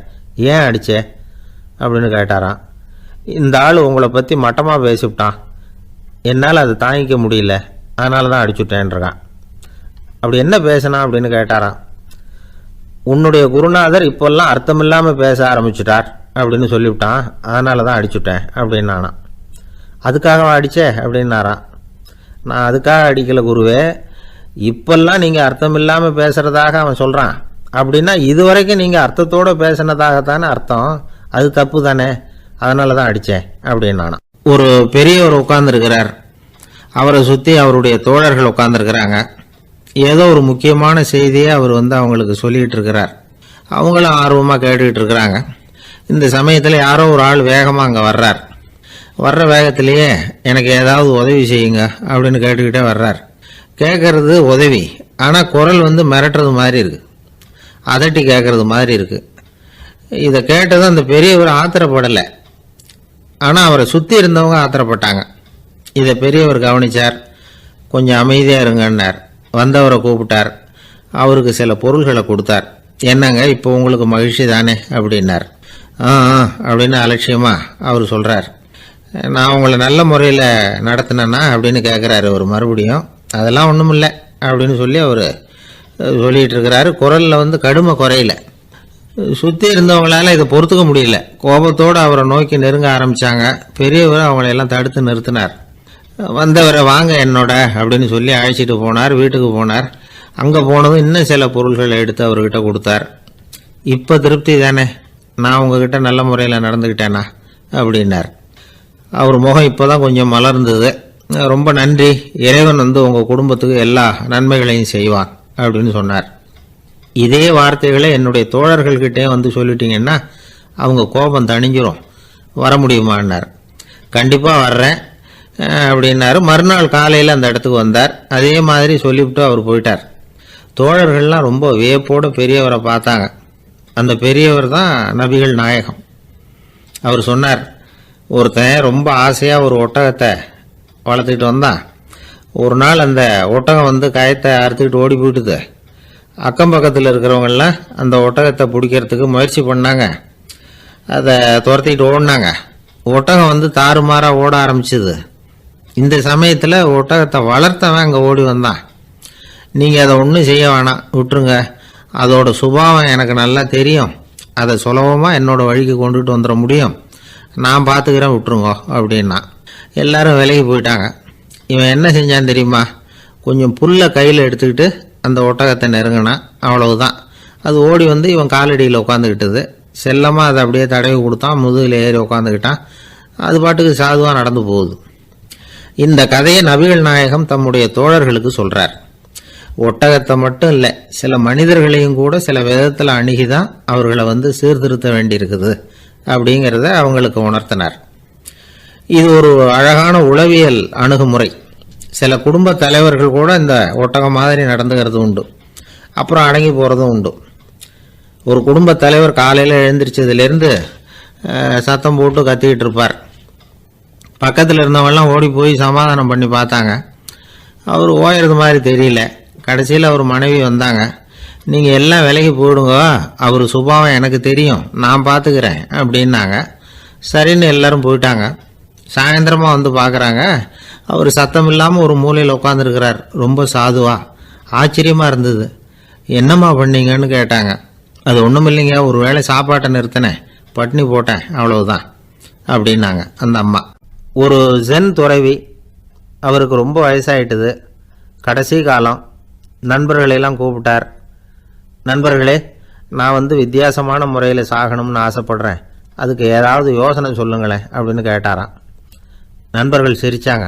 என்ன பேச்சு பேசுகிறீங்க, சாவறதுங்கிறது என்ன விளையாட்டு கத்தனமான காரியமா அப்படின்னு கேட்டிருக்காங்க. அந்த துறவி கொஞ்ச நேரம் யோசனை பண்ணார். அப்புறம் கேட்டாராம், இது வரைக்கும் யாராவது நடந்துக்கிட்டே இறந்துருக்குறாங்களா அப்படின்னாராம். எல்லாரும் இல்லைன்னாங்களாம். ஒருத்தர் மட்டும் சொல்லியிருக்கார். அப்படியும் ஒருத்தர் இறந்துருக்கிறதாக ஒரு கதையில் படிச்சிருக்கிறேன், ஒரு ஞானியால் தான் அப்படியெல்லாம் செய்ய முடியும் அப்படின்னு அவர் சொன்னாராம். சரி, அப்படின்னா அந்த முறை நமக்கு வேணாம், நின்றுக்கிட்டே யாராவது உயிரை விட்டுருக்காங்களா அப்படின்னு விசாரிச்சாராம். அப்படியும் ஒருத்தர் இறந்துருக்கிறார் அப்படின்னாங்களாம். மறுபடியும் அந்த துறவி யோசனை பண்ணியிருக்கிறார். ஏதாவது வித்தியாசமான முறையில் நாம் போகணும் அப்படிங்கிறது அவருடைய விருப்பம். மனிதன் எப்படி வாழ்கிறானோ அப்படி இறப்பது தான் நல்லது. சரி, யாராவது தலைகீழாக யோகம் செய்யும் நிலையில் இறந்துருக்கிறாங்களா அப்படின்னு விசாரித்தாராம். நண்பர்கள் சிரித்தாங்க. தலைகீழாக நின்னபடி இறந்ததாக நாங்கள் கேள்விப்பட்டதே இல்லை, அது முடியாத காரியம் அப்படின்னு இருக்காங்க. இப்போ அந்த துறவிக்கு திடீர்னு உற்சாகம் வந்துட்டுது. உடனே எழுந்திரிச்சார், தலைகீழாக நின்னார், அப்படியே உயிரை விட்டுட்டார். அவ்வளோதான். அந்த மடாலயத்தில் ஒரே குழப்பம். எப்படி அவரை கீழே இறக்கி படுக்க வைக்கிறது அப்படின்னு புரியல. இப்படி உயிர் விடுறதை பற்றி அவங்க இதுவரைக்கும் கேள்விப்பட்டதும் இல்லை. உண்மையிலேயே இவர் இறந்து தான் போனாராங்கிறதும் தெரியல. சோதித்து பார்த்தாங்க. இதய துடிப்பு, நாடி துடிப்பு எல்லாம் நின்று போயிருந்தது. இவர் எப்போவும் இப்படி தான், என்ன பண்ணுறது இப்போது அப்படின்னு சொல்லி எல்லாரும் குழம்பிக்கிட்டு இருக்கிற சமயத்தில் ஒரு பெரியவர் யோசனை சொன்னார். இந்த துறவியோட மூத்த சகோதரி பக்கத்து மடாலயத்தில் இருக்கிறாங்க, அவங்கள இங்கே அழைச்சிட்டு வந்தால் ஏதாவது வழி கிடைக்கும் அப்படின்னார். அந்த அம்மாவுக்கு 90 வயசு. அழைச்சிட்டு வந்தாங்க. ஒரு குச்சியை ஊன்றிக்கிட்டு அப்படியே மெதுவாக நடந்து வந்தாங்க. தம்பி, தலைகீழாக நின்று உயிர் விட்டு இறக்கிறத பார்த்தாங்க. தம்பின்னு கூப்பிட்டு பார்த்தாங்க, ஒன்றும் காணோம். உடனே என்ன பண்ணாங்க, தன்னுடைய கைத்தடியால் தம்பியோட உடலை ஒரு தட்டு தட்டினாங்க. ஏப்பா, சாகிறப்பவும் உன்னுடைய குறும்புத்தனத்தை விடலையா? இப்படியாடா சாகிறது, ஒழுங்காக செத்து தொலை அப்படின்னாங்களாம். அவ்வளவுதான். உடனே அந்த துறவி திரும்பி நேராக நின்னார். அக்கா, கோவப்படாத, நான் ஒழுங்காக சாகிறேன், எப்படி செத்தா என்ன, எல்லாம் எனக்கு ஒன்று தான் அப்படின்னு சொல்லிவிட்டு அப்படியே தரையில் படுத்து உயிரை விட்டாராம். அதுக்கப்புறம் அந்த அம்மா கோலை கையில் எடுத்துக்கிட்டு அப்படியே திரும்பி கூட பார்க்காம அவங்க பாட்டுக்கு போயிட்டாங்களாம். மரணத்தை ஒரு விளையாட்டாக ஆக்கிய அந்த துறவிக்கு வாழ்க்கையே ஒரு விளையாட்டாக தான் இருந்திருக்குது. எந்த நோக்கமும் இல்லாமல் செயல்படுறதுன்னா என்னங்கிறதும் அவருக்கு தெரிஞ்சிருக்குது. பயனை எதிர்பார்க்காம பணி செய்து வாழ்ந்து மறைந்த மகான் அவர். தம்முடைய தொழிலை விளையாட்டு போல செய்ய தெரிஞ்சவருக்கு வாழ்க்கையே ஒரு விளையாட்டாக மாறிடும். எல்லாமே விளையாட்டாகி விடுகிற போது மரணமும் விளையாட்டாகிவிடும் அப்படிங்கிறது தான் அந்த தத்துவம். ஆனால் அதுக்கு முன்னாடி உங்களுக்குள்ளே இருக்கிற உண்மையான நடிகனை நீங்கள் அடையாளம் கண்டுபிடிக்கணும். நீங்கள் நடிக்க வேண்டியதே இல்லை, நீங்கள் ஏற்கனவே நடிச்சுக்கிட்டு தான் இருக்கிறீங்க. நீங்கள் இந்த உண்மையை தெரிஞ்சுக்கணும், அவ்வளவுதான். இதுதான் ஞானிகளுடைய கருத்து. வாழ்க்கையை சரியாக புரிஞ்சுக்கிட்டால் எல்லாமே நடிப்புங்கிறது புரியும். கல்யாண பத்திரிக்கை அனுப்பியிருந்தேனே, ஏன்டா வரலன்னு கேட்டான் ஒருத்தன். வந்திருந்தேனே அப்படின்னானா இவன். டேய், ஏன்டா போய் சொல்கிற, நான் பத்திரிக்கையே உனக்கு அனுப்பலையே அப்படின்ட்டுருக்கான் அவன். அதுக்கு இவன் சொன்னானா, பத்திரிக்கை அனுப்புனேன்னு நீ போய் சொல்கிறப்போ கல்யாணத்துக்கு வந்தேன்னு நான் போய் சொல்லக்கூடாதா அப்படின்னானா. விவசாயிகள் அவங்க விவசாயம் முன்னேறி இருக்கிற அளவுக்கு விவசாயிகளுடைய வாழ்க்கை தரம் முன்னேறலை. அந்த அளவுக்கு அவர்கள் நாட்டுக்காக உழைச்சிக்கிட்டு இருக்கிறாங்க. அந்த காலத்திலே அதை பற்றி ஒரு கதை சொல்கிறது உண்டு. ஒரு வயசான ஆள் நிலத்தில் ஏறு ஊதுகிட்டு இருந்தாராம். கிழிஞ்சு போன ஒரு சின்ன துண்டை தான் இடுப்பில் கட்டியிருந்தாராம். தலையில் ஒரு கந்தலை சுற்றி இருந்தார். உடம்பு பூரா சேரு, ரொம்ப ஏழை. ஏறு ஓட்டிகிட்டு இருக்கிறவர் வேறு எப்படி இருப்பார்? இருந்தாலும் அந்த ஆள் ரொம்ப ஜாலியாக பாட்டு பாடிக்கிட்டே ஏறு ஊதுகிட்டு இருந்தாராம். உடம்புல தான் அவர் ஏழையை தவிர மனசில் ஒரு ஏழையாக தெரியல. அந்த சமயத்தில் அந்த நாட்டு ராஜா அந்த பக்கமாக குதிரை மேலே வந்தாராம். வேட்டைக்கு போயிட்டு பரிவாரங்களோடு திரும்பி வந்துகிட்டு இருக்கிறார். ரொம்ப செல்வ செழிப்பில் இருக்கிற ராஜா அவர். இந்த வயசான விவசாயியை பார்த்துருக்கார். இந்த ஆள் ரொம்பவும் ஏழைங்கிறது அவர் பார்த்தாவே பளிச்சுன்னு தெரியுது. கட்டிக்கிறதுக்கு நல்ல துணி இல்லை, உடம்போ இழைச்சி போயிருக்குது, வயறு முதுகில் போய் ஒட்டிகிட்டு இருக்கு, கண்ணு குழு விழுந்து போயிருக்குது. ஆனாலும் முகத்தை பார்த்தா சந்தோஷமாக இருக்கிற மாதிரி இருக்கு. இவ்வளவு உற்சாகமாக பாடிக்கிட்டு இருக்கிறாரு அப்படின்னு ஆச்சரியமாக நினச்சி பார்த்தார் அந்த ராஜா. சரி, அவர்கிட்ட கொஞ்சம் பேச்சு கொடுத்து பார்க்கலாம் அப்படின்னு முடிவு பண்ணார். ஐயா பெரியவரே, இப்படி கொஞ்சம் வர முடியுமான்னாராம். பொழுது போகிறதுக்குள்ளே நான் இந்த வயல் பூரா உழவு ஓட்டி ஆகணும், அதனால் பேசுறதுக்கு நேரம் இல்லை அப்படின்னாராம் அந்த பெரியவர். என்ன அவ்வளவு அவசரமா? மீதி இருந்தால் நாளைக்கு உழுதக்கூடாதா? அது சரி, உனக்கு எத்தனை ஏக்கர் நிலம் இருக்குது அப்படின்னு விசாரிச்சிருக்கார் ராஜா. எனக்குன்னு சொந்தமாக உள்ளங்கை அளவு கூட நிலம் கிடையாது. இது எங்கள் முதலாளியோட நிலம். இதை பூராவும் உழுது முடிச்சாதான் அவர் கூலி கொடுப்பார். நான் கூலிக்கு உழுதுகிட்டு இருக்கிறேன். உங்ககிட்ட பேசிக்கிட்டு இருந்தா அவருக்கு துரோகம் பண்ணது மாதிரி ஆயிடும் அப்படின்னாராம். ராஜா குதிரையை விட்டு கீழே இறங்கினார். வரப்பில் நடந்து அந்த பெரியவர்கிட்டே போனாராம். சரி, ஒரு நாள் பூரா உழுதான் உனக்கு எவ்வளவு கூலின்னு கேட்டிருக்கார். 8 அணா கூலி கிடைக்கும்னாராம் அவர். இது ரொம்ப காலத்துக்கு முன்னாடி நடந்த ஒரு சம்பவங்கிறதுனால அப்போ 8 அணா கூலிங்கிறது ரொம்ப பெருசு. இருந்தாலும் அதுவும் அந்த ராஜாவுக்கு பெரிய கூலியா தெரியல. இவ்வளவு தானா, இதை வச்சுக்கிட்டு நீ எப்படி காலம் தள்ளுற அப்படின்னாராம். ஒன்றும் கவலை இல்லை அப்படின்னாராம் அவரு.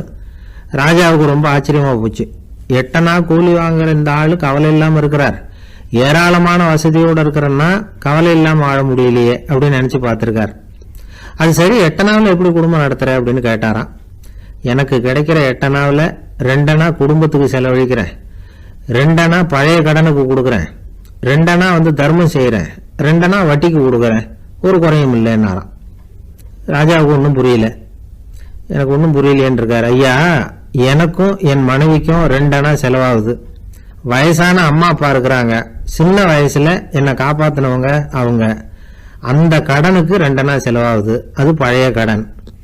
என் தங்கச்சி ஒருத்தி ஆதரவு இல்லாத நிலைமையில தன்னுடைய மகனோட என் வீட்டில் இருக்கிறா, அவளுக்கும் அவள் மகனுக்கும் 2 அணா செலவு பண்றேன், அது தர்மம். எனக்கு 2 பிள்ளைங்க இருக்கிறாங்க, அவங்களுக்கு 2 அணா செலவு பண்றேன், அது வட்டிக்கு கொடுக்கறது மாதிரி. பிற்காலத்துல அவங்க எங்களை காப்பாத்துவாங்க. அந்த வகையில நான் திருப்தியோட வாழ்ந்துகிட்டு இருக்கிறேன் அப்படின்னாராம். ராஜாவுக்கு அர்த்தம் புரிய ஆரம்பிச்சுதான். அந்த பெரிய நிலத்தை விலை கொடுத்து வாங்கி அந்த பெரியவருக்கே தானமா கொடுத்துட்டாராம். இப்போ ஊழவருக்கே நிலம் சொந்தமாயிட்டுது. அன்னையிலிருந்து அரசனுக்கும் ஆறுதல் கிடைச்சுதான். இப்படி ஒரு கதை சொல்லுவாங்க. 8 அணா வருமானத்தை வச்சுக்கிட்டு எப்படி காலத்தை தள்ளுறதுன்னு சொல்றதுக்காக இந்த கதையை சொல்றதாக யாரும் தப்பா நினைச்சுக்க கூடாது. கிடைக்கிறத எப்படி பங்கு போடுறார், எப்படி திருப்தியா வாழறார் அப்படிங்கிறது தான் முக்கியம். அது மாதிரி இன்றைக்கு இந்த பொங்கல் திருநாள்ல உழவர்கள் மனசு மகிழ்ச்சியா இருந்ததுன்னா அது எல்லாரும் மகிழ்ச்சியா இருக்கிறது மாதிரி அர்த்தம். அதனால அவர்கள்ட்ட இருந்து நாம பாடம் கத்துக்கணும். சில உழவர்கள் தங்கள் நிலத்துல விளையறத தாங்கள் சாப்பிட மாட்டாங்க, அடுத்தவங்கள்ட்ட வித்துட்டு சந்தையில போய் வேற அரிசி வாங்கிட்டு வந்துதான் இவங்க சாப்பிடுவாங்க. அப்படிப்பட்ட விவசாயிகள்லாம் இது உண்டு. பங்கிடுகிற பண்பை உழவர்கள்ட்ட இருந்து கற்றுக்கொள்ளுங்கள் அப்படிம்பாங்க. ஒரு ஆள் நிம்மதியா மகிழ்ச்சியா இருந்தானா, உங்க நிம்மதிக்கும் மகிழ்ச்சிக்கும் என்ன காரணம்னு கேட்டிருக்காரு இன்னொருத்தர். என்கிட்ட இருந்தது பூராவையும் என் பிள்ளைங்களுக்கு சமமா பங்கு போட்டு கொடுத்துட்டேன், எனக்குன்னு எதுவுமே வச்சுக்கல, அதுதான் நிம்மதிக்கு காரணம்னு இருக்கான். உங்ககிட்ட இருந்தது எவ்வளவு இருந்தது அப்படின்னு கேட்டிருக்காரு அவரு. மொத்தமா ஒரு 50,000 ரூபாய் இருக்கும் அப்படின்னு இருக்கான். அவ்வளவும் பணமாவே இருந்ததா அப்படின்னு கேட்டிருக்காங்க அவங்க. இல்லைங்க, அவ்வளவும் கடன், அதை தான் பிரிச்சு கொடுத்துருக்கேன் பிள்ளைங்க கிட்ட அப்படின்னு நானா. அவன் நம்பிக்கை இல்லைன்னா இந்த உலகத்தில் நாம் நடமாடவே முடியாது. அவநம்பிக்கையோடு இருந்துக்கிட்டு இருந்தால் என்றைக்கும் அவஸ்தை தான். நாம் நம்புறது நடக்குதோ இல்லையோ அது வேற விஷயம். ஆனால் எதையும் நம்பி தான் நாம் அடி வைக்க வேண்டியிருக்கு. வேற ஒன்றும் வேணாம், ஒரு லாட்ரி சீட்டு வாங்குகிறோம், அது எங்கே நமக்கு விழப்போகுது அப்படிங்கிற அவநம்பிக்கையோடவா வாங்குகிறோம். பரிசு நமக்கு தான் அப்படிங்கிற நம்பிக்கை உள்ளூர இருக்கிறதுனால தான் அதை வாங்குகிறோம். இருந்தாலும் முடிவு வேறு மாதிரி ஆகிடுது, அதுக்காக மனசு சோர்ந்து போகிறதில்ல, அடுத்த மாதமும் சீட்டு வாங்குகிறோம். இந்த நம்பிக்கை தான் மனித வாழ்க்கைக்கு ஆதாரம். ஒரு கடையில் போய் டீ சாப்பிட்றீங்க, அந்த டீ நல்ல டீ தானா, அதில் விஷம் கலந்துருக்குமா அப்படிங்கிற சந்தேகம் வந்துட்டுதுன்னு வச்சுங்க. அதுக்கப்புறம் அதை எப்படி நீங்கள் சாப்பிட முடியும்? நம்பி தான் சாப்பிட்ணும். ரயில் ஒழுங்காக போய் சேருங்கிற நம்பிக்கை இருக்கிறதுனால தான் அதில் ஏறி உட்காடுறோம். லெட்டர் ஒழுங்காக போய் சேருங்கிற நம்பிக்கை இருக்கிறதுனால தான் பெட்டியில் போடுறோம். சரி, நம்ம கதையெல்லாம் நம்மளோட இருக்கட்டும். மனித நம்பிக்கை எந்த அளவுக்கு உறுதியாகவும் அறிவுபூர்வமாகவும் இருக்கணுங்கிறதுக்கு அலெக்சாண்டர் வாழ்க்கையில் நடந்த ஒரு சம்பவத்தை உதாரணமாக சொல்லலாம். இந்த உலகத்தையே ஜெயிக்கணும்னு புறப்பட்டார் அலெக்சாண்டர். ஒரு கட்டத்தில் அவர் சிட்னஸ் நதி கரைக்கு சேர்ந்தார். அந்த சமயத்தில் அவருக்கு கடுமையான நோய் வந்துட்டுது. அவர் கூடவே வந்திருந்த கிரேக்க வைத்தியர்கள் என்னென்னமோ முயற்சியெல்லாம் பண்ணி பார்த்தாங்க. இருந்தாலும் அலெக்சாண்டருக்கு வந்திருக்கிறது என்ன நோய்ங்கிறத அவங்களால கண்டுபிடிக்க முடியல. ஏன்னா அந்த பகுதியில் உள்ளவங்களுக்கு மட்டுமே அதிகமாக வரக்கூடிய ஒரு வினோதமான நோயாக இருந்தது அது. ஆனால் அவர் இருக்கிற இடம் எதிரியோட இடம், பாரசீக மன்னனோட ஆளுகைக்கு உட்பட்ட இடம். என்ன பண்ணுறது அப்படின்னு எல்லாரும் யோசனை பண்ணாங்க. பாரசீக மன்னனோட அரண்மனையில் இருக்கிற வைத்தியர் வந்தால் இந்த நோயை குணப்படுத்தி விடுவார் அப்படின்னு சொன்னாங்க. இருந்தாலும் எதிரியோட நாட்டில் இருக்கிற வைத்தியரை கூப்பிட்டு எப்படி நம்பி வைத்தியம் பார்க்க சொல்கிறது அப்படின்னு சொல்லி எல்லாரும் தயங்கினாங்க. ஆனால் அலெக்சாண்டர் தயங்கலை. பரவாயில்ல, அழைச்சிட்டு வாங்கன்னு விட்டார். உடனே அவரை போய் அழைச்சிட்டு வந்துட்டாங்க. அவர் வந்தார். அலெக்சாண்டர் உடம்பை பரிசோதனை பண்ணி பார்த்தார். சரி, இதை குணப்படுத்தி விடலாம், பயப்பட வேண்டியதில்லை. ஆனால் இதுக்கு ஒரு மூலிகை ரசம் தயார் பண்ணி கொடுக்கணும். நான் போய் அதை தயார் பண்ணிவிட்டு 2 நாளில் திரும்பி வந்துடுறேன் அப்படின்னு சொல்லிவிட்டு போனார் அந்த வைத்தியர். அதே மாதிரி 2 நாளில் திரும்பி வந்தார் மூலிகை ரசத்தோட. இதுக்கு இடையில் அலெக்சாண்டரோட தளபதிகளில் ஒருத்தர் ரகசியமாக ஒரு எச்சரிக்கை கடிதம் கொடுத்து அனுப்பியிருக்கிறான். அதை வாங்கி என்ன விஷயம்னு பார்த்தார். இப்போ உங்ககிட்ட வந்திருக்கிற எதிரி நாட்டு வைத்தியரை நம்பாதீங்க, அவன் கொண்டுகிட்டு வந்திருக்கிற மூலிகை ரசத்தில் விஷம் கலந்துருக்குது அப்படின்னு அதில் எழுதியிருக்கு. அதை பார்த்தார் அலெக்சாண்டர். இருந்தாலும் கொஞ்சம் கூட அலட்டிக்கல. வைத்தியர் கொடுத்த மருந்தை வாங்கி கடகடன்னு குடிச்சுட்டு அதுக்கப்புறம் அந்த கடிதத்தில் இருந்த விஷயத்தை அந்த வைத்தியர்கிட்ட சொன்னார். வைத்தியர் திகைச்சு போயிட்டார். தன் மேலே அலெக்சாண்டர் வச்சிருக்கிற நம்பிக்கையை பார்த்து அவருக்கு ரொம்ப வியப்பு. வைத்தியர் உண்மையிலேயே நல்ல மருந்து தான் கொண்டுகிட்டு வந்து கொடுத்துருக்கிறார், அதில் விஷம்லாம் எதுவும் கலக்கலை. அதுக்கப்புறம் அலெக்சாண்டர் அந்த வைத்தியரை பார்த்து சொன்னாராம், நம்பிக்கைங்கிற அச்சாணியை ஆதாரமாக வச்சுக்கிட்டு தான் இந்த உலகம் சுற்றிக்கிட்டு இருக்குது. எனக்கு எதிரியாக இருந்தாலும் பாரசீக மன்னர் ரொம்ப பெரியவர். அப்பேற்பட்ட மன்னருடைய அரண்மனை வைத்தியர் தொழில் நேர்மை இல்லாதவராக இருக்க மாட்டார். அப்படி இருந்தால் அவரை அரண்மனை வைத்தியராக வச்சிருக்கவே மாட்டாங்க அப்படின்னு நம்பினேன். என்னுடைய நம்பிக்கை வீண் போகலை அப்படின்னாராம். இதுதான் மானுட நம்பிக்கைங்கிறது. இந்த காலத்துலேயும் இது மாதிரி இந்த மானுட நம்பிக்கையை ரொம்பவும் சாமர்த்தியமாக கையாளுகிற கெட்டிக்காரங்க சில பேர் இருக்கிறாங்க. இந்த காலத்து குரு, அவருக்கு ஒரு சிஷ்யன். குரு முன்னாடி அந்த சிஷ்யன் ரொம்ப பணிவாக நின்று, குருவே, உங்கள் கையால் விஷத்தை கொடுத்தாலும் அதை வாங்கி மடமடன்னு குடிச்சிருவேன் அப்படின்னா. உன்னுடைய குரு பக்தியை மெச்சினேன் அப்படின்னார் குரு. அதுக்கு அந்த சிஷ்யன், அப்படி இல்லை குருவே, உங்ககிட்ட சிஷ்யனாக இருக்கிறத விட உங்கள் கையால் விஷத்தை வாங்கி குடிச்சு விடுறது ரொம்ப நல்லது, அதனால தான் அப்படி சொன்னேன் அப்படின்னா. ரொம்ப நாளைக்கு முன்னாடி ஒரு நாள் கோவலன் நாடகம் நடந்தது. எங்கள் மதுரையில் நடந்தது. அதில் ஒரு முக்கியமான கட்டம். கண்ணகி கிட்ட சிலம்பை வாங்கிக்கிட்டு அதை விற்கிறதுக்காக மதுரை நகருக்கு புறப்படுறான் கோவலன். அந்த சமயத்தில் கண்ணகி பாடுற மாதிரி ஒரு நாடக பாடல் நாடக ஆசிரியர் எழுதினது. அது என்ன பாட்டுன்னா, மா பாவியோர் கூடி வாழும் மதுரைக்கு மன்னா போகாதீர் என்று அப்படின்னு ஆரம்பிக்கும் அந்த பாட்டு. இதுதான் அந்த பாட்டு. இதை கண்ணகி மேடையில் பாடின உடனே கூட்டத்தில் சலசலப்பு. நம்ம ஊர்லேயே நமக்கு முன்னாடியே நின்றுக்கிட்டு மா பாவியோர் கூடி வாழும் மதுரை அப்படின்னு சொல்கிறாங்களே, என்ன தைரியம் அப்படின்னு எல்லாம் குழப்பம் பண்ண ஆரம்பிச்சிட்டாங்க. மக்கள் சத்தம் போட ஆரம்பிச்சிட்டாங்க. எதிர்ப்பு குரல் அது பாட்டுக்கு வர அதிகமாக போட்டுது. கொண்டுக்கிட்டு வா அந்த நாடக ஆசிரியரை, எழுதுனது யார் அப்படின்னு ஒரே சத்தம், கூச்சல். வேறு வழி இல்லை. மெதுவாக மேடைக்கு வந்தார் அந்த நாடக ஆசிரியர். 4 பக்கத்திலிருந்தும் கேள்வி கணைகள். மக்களை பார்த்து கொஞ்சம் அமைதியாக இருங்கோ அப்படின்னு சொல்லிவிட்டு தன்னுடைய விளக்கத்தை சொல்ல ஆரம்பித்தார் அந்த நாடக ஆசிரியர். மா அப்படின்னு சொன்னால் திருமகளாகிய லட்சுமி அப்படின்னு அர்த்தம். பா அப்படின்னா கலைமகளாகிய சரஸ்வதி. வி அப்படின்னா மலைமகளாகிய பார்வதி. மா பாவியோர் அப்படின்னா திருமகளும் கலைமகளும் மலைமகளும், இவங்க மூவரும் அப்படின்னு அர்த்தம். இந்த 3 பேரும் வாழ்கின்ற மதுரை புனிதம் நிறைந்தது, சகல செல்வங்களும் நிறைஞ்சது. அப்படிப்பட்ட ஊரில் நான் அணிந்து கொள்ளும் இந்த சாதாரண சிலம்பை யார் வாங்கிக்குவாங்க அப்படிங்கிற எண்ணத்தோடு தான் கண்ணகி அப்படி சொல்கிறா. அதை நினச்சி தான் நான் எழுதினேன். ஆகவே மதுரையை ரொம்ப சிரமப்படுத்தணும், ரொம்ப மோசமாக எழுதணும் அப்படிங்கிற எண்ணம்லாம் எனக்கு கிடையாது. பெருமைப்படுத்தணும்னு நினச்சி தான் அப்படி எழுதினேன் அப்படின்னு விளக்கம் கொடுத்தாராம். இந்த விளக்கத்தை கேட்டதும் எல்லாரும் ரொம்ப சமாதானம் ஆயிட்டாங்களாம். இப்படி விளக்கம் கொடுத்த அந்த நாடக ஆசிரியர் யார் தெரியுமா? அவர் தான் தமிழ் நாடக உலகின் முதல் ஆசான் சங்கரதாஸ் சுவாமிகள். அவருக்கு நகைச்சுவை உணர்வும் அதிகம். 1920ஆம் ஆண்டு திருநெல்வேலியில் அவர் தங்கியிருக்கிறார் நாடகம் நடத்துறதுக்காக. அவர் தங்கியிருந்த வீட்டில் கொசு மூட்டைப்பூச்சி அதிகமாக இருந்திருக்கு. அவரால் தூங்கவே முடியல. அவர் அனுபவித்த தொல்லைகள் ஒரு பாட்டாக உருவாச்சு. வேடிக்கையாக ஒரு பாட்டு எழுதினாராம். மூட்டையும் கொசுவும் ஒரு வீட்டிலே மீட்டிங் போட்டால் முன்னே நிற்க யாரால் முடியும்? கொசு மோகன ராகம் போல சத்தம் போட்டு முன்னே நின்று செய்திடும் யுத்தம். இதை மறுநாள் நாடகத்தில் கோமாளி வேஷம் போட்ட ஒரு சிறுவனை விட்டு பாட வச்சிருக்காரு. எல்லாரும் சிரித்து ரசித்தாங்களாம். சங்கரதாஸ் சுவாமிகள் கல்யாணமே பண்ணிக்கல, துறவி மாதிரியே வாழ்ந்திருக்கார். தமிழ் நாடக கலைக்கு தன்னையே அர்ப்பணம் பண்ணிட்டவர் அவர். 1922 நவம்பர் மாதத்தில் ஒரு நாள் புதுச்சேரியில் அவர் வாழ்க்கை முடிஞ்சுது. அப்போ அவருக்கு வயசு 55. சங்கரதாஸ் சுவாமிகள் நாடக ஆசிரியர் மட்டும் இல்லை, மேடை நாடக இயக்குனர், தயாரிப்பாளர். அவரே ஒரு சிறந்த நடிகர். ஒரு தடவை சாவித்திரி நாடகத்தில் இவர் யமதர்மனா வேஷம் போட்டு நடிச்சிருக்கிறார். நாடகம் பார்த்துக்கிட்டு இருந்த கருவுற்ற ஒரு பெண்மணிக்கு பயத்தினால அங்கேயே குழந்தை பிறந்துட்டு தான்.